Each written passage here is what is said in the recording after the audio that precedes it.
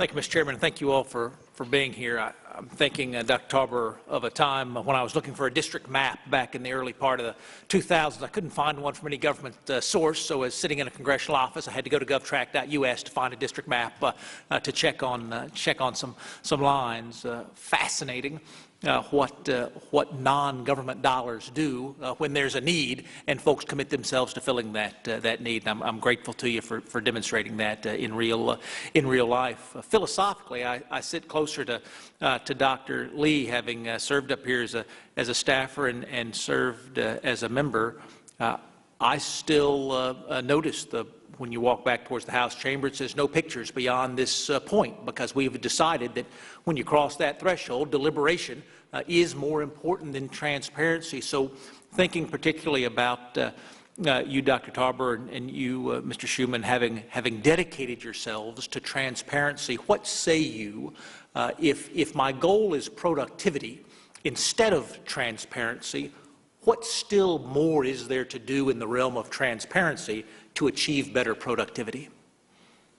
Sure. So thank you, Congressman, for your comments about GovTrack before.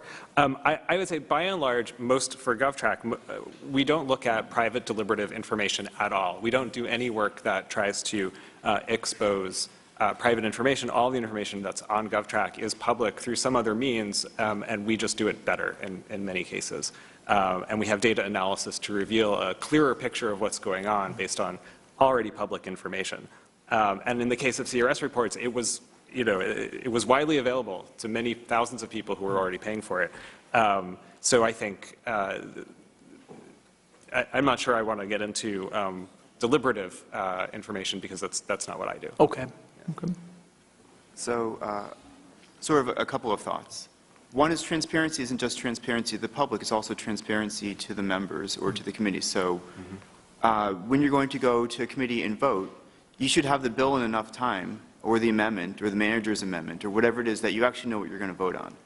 So this isn't necessarily public transparency, but this is transparency to the members. It's that the rules are what you would expect them to be, so that the rules are debated, that you have an opportunity to have input, that you know that you'll have 5 minutes, or whatever. So that is also an aspect of transparency. And I think where I might disagree with Dr. Lee, maybe a little bit, although maybe not, which is that as things stand now, for a lot of these deliberative spaces, there is still public access to that information, but that public access varies based on how well connected you are, how well heeled you are. So if I want to get a copy of an amendment that's going to be voted on in committee tomorrow, I probably can't get it. But if I am a giant company that hires a staffer who used to work for the committee, who is now my chief lobbyist, and I say, hey, can you do me a solid and get me a copy of that amendment, they're going to see it. So some of the issue here is not about transparency, yay or nay. It's about managing the consequences that some people have access to things in advance and some people don't. Well, we won't be able to explore it all here, but CRS is a good example. We're talking about whether we need to staff up CRS, whether they have a larger role to play in the 21st century as congressional staffs remain small. But I don't want the public to have access to what Nick Skafaris on my staff briefs me on before this committee hearing. That's well, right. This one would be okay, Mr. Chairman, but some others I might not want that.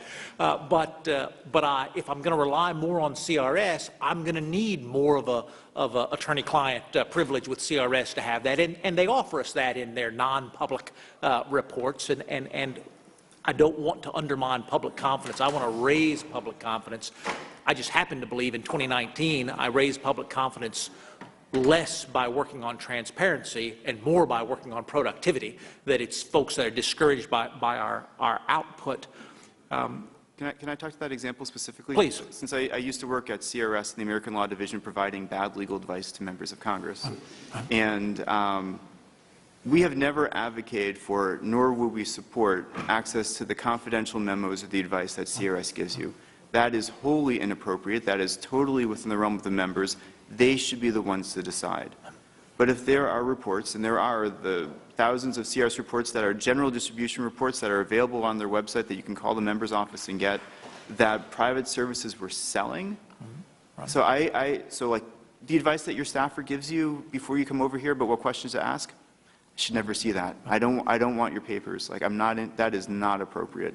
But once you engage in an official act, or something that provides very useful context for what's going on, then you need to weigh whether the value of having public being able to ask an intelligent question or understand what you're doing, and you have to weigh that against the nature of the communication. In those circumstances, the balance may come out different ways depending on what we're talking about. I thank you all for being here. Thank you very much. Mr. Chairman, I yield. Thank you. Mr. Cleaver.